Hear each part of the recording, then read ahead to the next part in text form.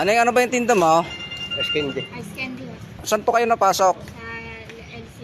Sa LC? So, yun po ay dala-dala po ninyo yung inyong ice candy box na yan pag kayo napasok.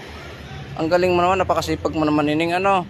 Ayun pag kayo pumasok sa school ay kasama po ninyo yan. Hindi Kahit po sa loob, hindi po kayo pinagbabawalan. Oh, buti ina-allowed kayo sa loob ng school ano, nagpagdadala ng ganyang paninda. Dahil sa ibang school, hindi po ina-allowed yan. Ayan. So, ilang ice candy ba yan ang dala ninyo? 100? 100. So, sino gumagawa niyan? Ay, ikaw gumagawa. Napakasipag. Taga saan po ba kayo? Wala nga po. Bala nga. Grabe kayo ning ano, ako ihanga sa katulad ninyo. Gawa ng kahirapan ay kayo ay nagtinda para lang masuportahan ng inyong pag-aaral ano.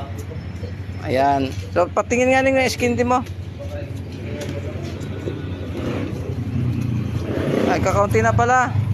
Bigyan mo ng mga driver. Ay, extra mo yan, extra. Pero mayaman ka yan. Mayaman ka yan. Titinda pa ako mayaman? Saan ang bahay nyo doon? Papa ko yung trabaho driver lang. Driver din? Hindi pa rin din Oh, Sa may palang po. kasi driver. Tapos, ibig sabihin, ilan kayo magkakapatid? 5 po. Ikaw panganay. Pangatlo po ako. Pangatlo. Babae po, ito sa Taiwan.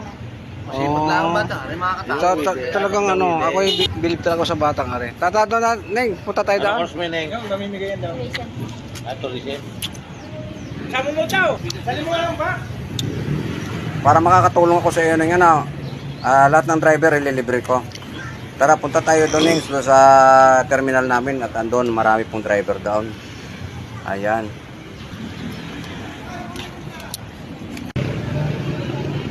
Ano ko, nagbablog kayo? Nagbablog ng uwa? Ayan Neng, bigyan mo ng mga driver lahat Neng. Para makatulong naman ako sa iyo. So bigyan mo lahat ng mga driver na yan. Yan.